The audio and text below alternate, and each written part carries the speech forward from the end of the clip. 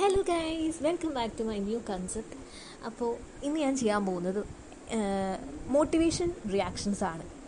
ഇന്ന് ഗ്രൂപ്പിൽ യാദർശികമായിട്ടാണ് ഞാനൊരു മോട്ടിവേഷൻ കണ്ടത്. അപ്പോഴാണ് ഞാൻ എൻ്റെ ഫ്ലാഷ് ബാക്ക് ഒന്ന് ആലോചിച്ചത്. 2019-20 ഞാൻ സത്യം പറഞ്ഞാൽ ഈ സ്റ്റാറ്റസുകളൊക്കെ ഈ മോട്ടിവേഷൻസും കാര്യങ്ങളൊക്കെ കാണാൻ തുടങ്ങിയത്. നമ്മുടെ കയ്യിൽ ഫോണൊന്നും ഇല്ലാത്തൊരു ടൈമാണ് കേട്ടോ. 2019 പൂർണ്ണമായിട്ട് പറയാൻ പറ്റില്ല, 20 കണ്ടാണ്. അപ്പോൾ ഫോണൊന്നും ഇല്ലാത്തൊരു കാലഘട്ടത്താണ്. അപ്പോൾ ഏട്ടൻ്റെ ഫോണിൽ നിന്നാണ് ഞാൻ ആദ്യമായിട്ട് ഇത്തരം മോട്ടിവേഷൻസും കാര്യങ്ങളൊക്കെ എനിക്ക് കേൾക്കണം. പലപ്പോഴും ഈ ഹിന്ദി വീഡിയോസൊക്കെ കാണുന്ന സമയത്ത് അയ്യോ അത് വെക്കി എന്ന് പറഞ്ഞിട്ട് ഞാൻ തന്നെ ആ സംഭവം വെക്കാൻ പറയും. അത്രയ്ക്ക് എനിക്ക് ഇഷ്ടമുണ്ടായിരുന്നൊരു സാധനമായിരുന്നു. പിന്നെ കുറച്ച് വർഷങ്ങൾക്ക് ശേഷമാണ് ഈ ഒരു സംഭവം നമ്മൾ ക്രിട്ടിസൈസ് ചെയ്യാൻ തുടങ്ങിയത്. അപ്പോൾ എന്തായാലും എനിക്ക് ക്രിട്ടിസൈസ് ചെയ്യണം എന്ന് തോന്നിയിട്ടുള്ള കുറച്ച് വീഡിയോസ് ഞാനിവിടെ കാണും. ഒരുപാട് വീഡിയോസ് ക്രിട്ടിസൈസ് ചെയ്യണം എന്ന് തോന്നിയിട്ടുണ്ട്. അതിൽ കുറച്ച് റിയാക്ഷൻസ് മാത്രം ഞാനിപ്പോൾ ചെയ്യുകയാണ്. ഓക്കെ, എത്രത്തോളം ഓഡിയോസ് ക്ലിയർ ആവുമെന്ന് എനിക്കറിയില്ല.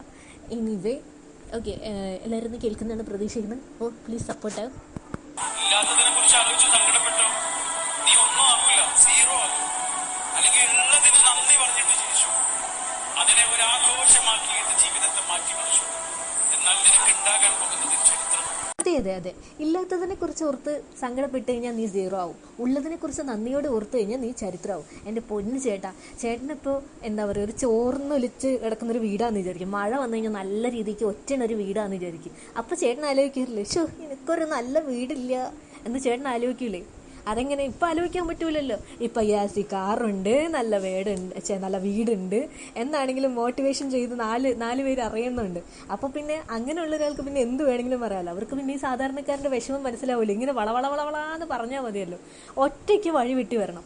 അതാണ് അതിൻ്റെ ഒരു ഇതെന്ന് പറയുന്നത്. അല്ലാത്തവർക്ക് ഇങ്ങനെ മോട്ടിവേഷൻ ചെയ്ത് ഇങ്ങനെ വരാം. അപ്പോൾ ചേട്ടൻ ഒന്ന് ആലോചിക്കൂ, ഇതുപോലെ ഈ ചോർന്നൊരിക്കുന്ന വീടുകൾ അതൊന്ന് ചേട്ടൻ്റെ മനസ്സിൽ വരണം. 2, ചേട്ടൻ എന്നും കഞ്ഞിയും പയറും മാത്രം കഴിക്കുക, അല്ലെങ്കിൽ വെള്ളച്ചോറ് കഴിച്ചു വരാം. അപ്പോൾ ചേട്ടൻ ആലോചിക്കില്ലേ, ഒരു ബിരിയാണി എങ്കിലും കിട്ടിയിരുന്നെങ്കിൽ. അതുകൊണ്ട് അങ്ങനെ ഇല്ലാത്തതിനെ കുറിച്ച് ഓർത്ത് സങ്കടപ്പെട്ട് കഴിഞ്ഞാൽ അത് സീറോ ആണ്. ഉള്ളതിനെ കുറിച്ച് ഓർത്ത് കഴിഞ്ഞാൽ നന്ദിയാണ്, അത് വലിയ ചരിത്രമാണ് എന്നൊന്നും പറയരുത്. സിറ്റുവേഷൻ അനുസരിച്ച് പറയൂ ചേട്ടാ. ഓക്കെ, എന്തായാലും നമുക്ക് അടുത്ത മോട്ടിവേഷൻ കാണാം. അല്ലാഹു പറഞ്ഞ പോലെ അച്ചടക്കത്തിൽ ദാമ്പത്യ ജീവിതത്തിൽ പൊരുത്തപ്പെട്ട് ജീവിക്കുന്നവനായി മാറാനാണ് പ്രയാസം. അവനാണ് മുസ്ലിം. ഇല്ലാത്തതിനൊന്നൊരു പണിയില്ല. വാട്സപ്പിലും ഫേസ്ബുക്കിലും കയറിയാലേ ഇഷ്ടം പോലെ പാർട്ട്നേഴ്സിനെ കിട്ടും, ഇഷ്ടം പോലെ ഫ്രണ്ട്സിനെ കിട്ടും. പക്ഷേ എനിക്കത് വേണ്ട എന്ന് പറയുന്നവൻ അവനാണ് മുസ്ലിം. സെൻസസിലെ മുസ്ലിമല്ല ഞാൻ പറയുന്നത്. അല്ലാഹു പറഞ്ഞ മുസ്ലിം. കള്ളുകുടിക്കാതെ ജീവിക്കണം, അവൻ വ്യഭിചരിക്കരുത്, അവൻ തോന്നിവാസത്തിന് പോകരുത്. ഓക്കെ. അപ്പോൾ ആക്ച്വലി ഈ മോട്ടിവേഷൻ വീഡിയോൻ്റെ പിന്നിലുള്ള ഈ ചേട്ടൻ ആരാന്ന് എനിക്കറിയില്ല. ഓൾമോസ്റ്റ് ഞാൻ പറയുകയാണെങ്കിൽ എല്ലാ തരത്തിലുള്ള റിലീജിയസിലും ഈ പറഞ്ഞ സംഭവങ്ങളൊക്കെ ഉണ്ട്.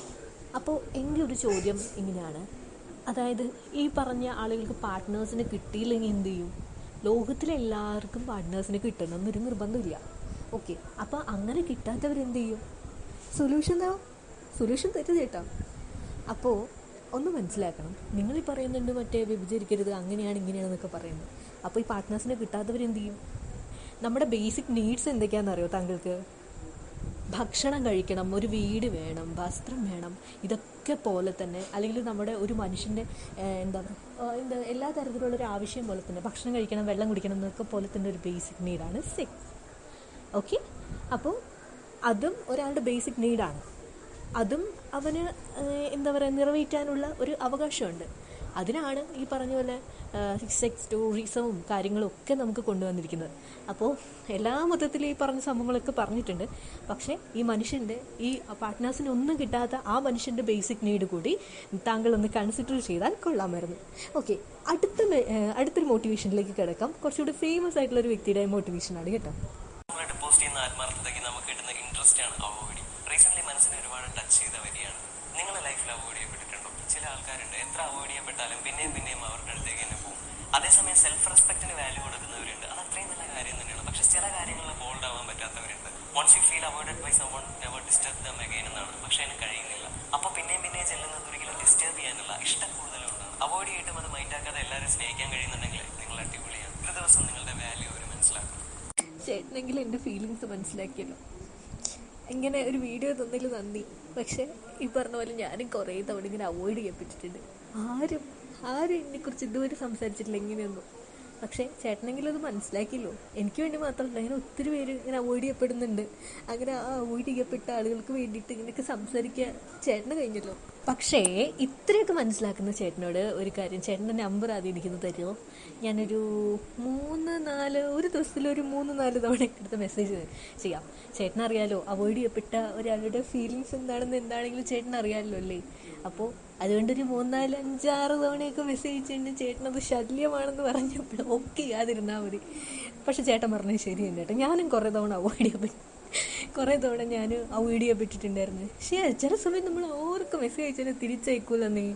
ഈ ഇപ്പോൾ ഇത് എനിക്കത് വിഷയമൊന്നുമില്ല. മുൻപൊക്കെ എന്താണെങ്കിലും അതുപോലെ ഇങ്ങനെ നമ്മൾ ആളുകൾക്ക് മെസ്സേജ് അയക്കും, പക്ഷെ അവരൊന്നും ഇങ്ങനെ തിരിച്ചയക്കൂലെന്ന്.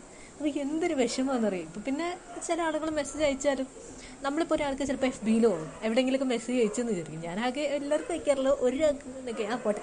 അപ്പോൾ ഞാൻ മെസ്സേജ് അയച്ചെന്ന് വെച്ചാലും ഞാൻ പിന്നെ ആ ഭാഗത്തേക്ക് ഞാൻ തിരിഞ്ഞു നോക്കില്ല കേട്ടോ. അതുകൊണ്ട് പിന്നെ എനിക്ക് അവോയ്ഡിങ് ആ വിഷമമൊന്നുമില്ല. പക്ഷെ പണ്ടൊക്കെ എങ്ങനെയായിരുന്നു, ഞാൻ ഒരാൾക്ക് മെസ്സേജ് അയച്ചു കഴിഞ്ഞാൽ അയാൾ തിരിഞ്ഞ് നോക്കുന്ന ഒരു വിഷമമായിരിക്കും. അപ്പോൾ ചേട്ടനെ സംസാരിച്ച് തന്നെ എന്നെക്കുറിച്ചാണെന്ന് എനിക്ക് മനസ്സിലായി. പിന്നെ മാത്രമല്ല, ഞാനും ഈ പറഞ്ഞ പോലെ ആറാട്ടെണ്ണനെ പോലെ എങ്ങനെയാണെങ്കിൽ ചേട്ടനെ വിളിച്ചുകൊണ്ടിരിക്കുക, എല്ലാവരും ഇങ്ങനെ വിളിച്ചുകൊണ്ടിരിക്കാം. അപ്പം എന്താ പറയുക, അവോയ്ഡ് ചെയ്യപ്പെട്ടവരുടെ ഒരു ന്യായം എന്തായാലും പറഞ്ഞല്ലോ. അപ്പോൾ ആ സ്ഥിതിക്ക് എനിക്ക് ചേട്ടൻ്റെ നമ്പറൊന്നും വേണം, ഒരു 5-6 തവണ മെസ്സേജ് അയക്കണം. ഓക്കെ, ഇനി അടുത്തൊരു മോട്ടിവേഷൻ കാണാം. ഇങ്ങനെ നടക്കുന്നത് ഞാനിതിൽ എന്റെ മോളെ കാണിച്ചു കൊടുത്തു. ഒരുത്തൻ വന്ന് വീഡിയോ എടുക്കുന്നു, അതിന്റെ പുറകിൽ വേറെ മെയിൻ ക്യാമറാമാനുണ്ട്. അവൻ അവളുടെ ബ്രസ്റ്റിന്റെ ഭാഗം മാത്രം ഫോക്കസ് ചെയ്ത് വീഡിയോ ഞാൻ കാണുന്നത്. ആ വീഡിയോ യൂട്യൂബിൽ കാണാം. എടുത്ത് വീഡിയോ വീഡിയോ എടുത്തോണ്ടിരിക്കുക. എന്നിട്ട് അവര് പറയും മൈ ബോഡി മൈ റൂൾ, എനിക്കിഷ്ടമുള്ള ഞാൻ നടക്കൂന്ന്.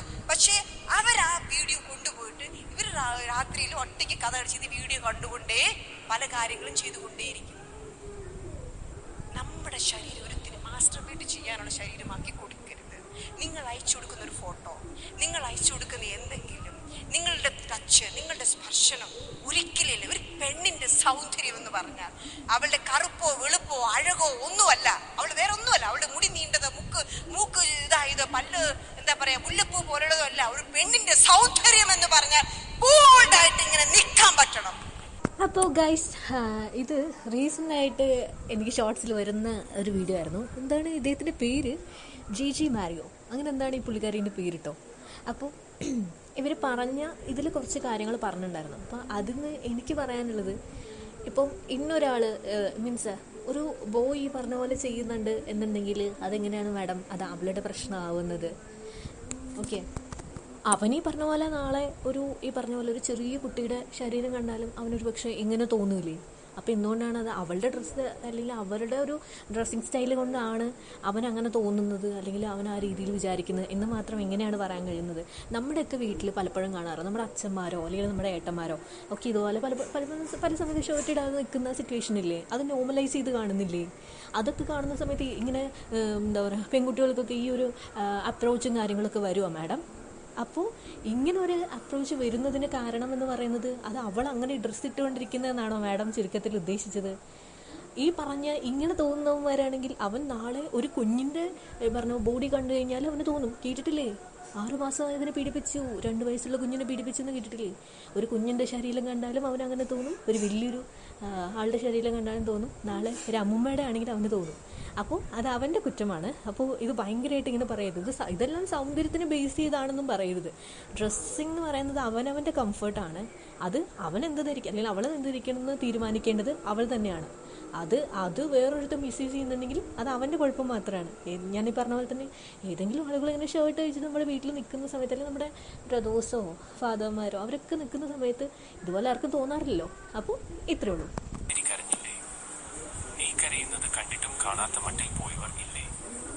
നിന്റെ പ്രശ്നം എന്താണെന്ന് അറിഞ്ഞിട്ടും ചോദിക്കാൻ പോലും ആരെങ്കിലും ഉണ്ടായിരുന്നു.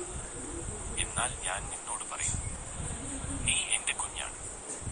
ആരൊക്കെ നിന്നെ കൈയൊഴിഞ്ഞാലും ഞാൻ നിന്നെ മറക്കില്ല.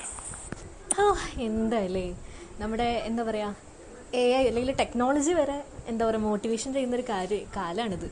അപ്പോൾ അത് കാണിക്കാൻ വേണ്ടിയിട്ട് എനിക്ക് ഭയങ്കര അത്ഭുതം തോന്നി. ഇതിനകത്ത് എനിക്ക് പ്രത്യേകിച്ച് ഒന്നും പറയാനൊന്നുമില്ല ഈ ഒരു വീഡിയോയ്ക്കകത്ത്. പക്ഷെ എന്ത് ചെയ്യാനാ, ടെക്നോളജിയുടെ വോയിസ് വരെ യൂസ് ചെയ്യാൻ തുടങ്ങിയ റിയാക്ഷനെ. കാലം പോയൊരു പോക്കേ. അപ്പോൾ ഇത്രയേ ഉള്ളൂ ഗൈസ് എൻ്റെ റിയാക്ഷൻസ്. അപ്പോൾ കൂടുതൽ എന്തെങ്കിലും വീഡിയോസും വിശേഷങ്ങളൊക്കെ ആയിട്ട് പിന്നെ എപ്പോഴെങ്കിലുമൊക്കെ കാണാം കേട്ടോ. Tata, bye bye.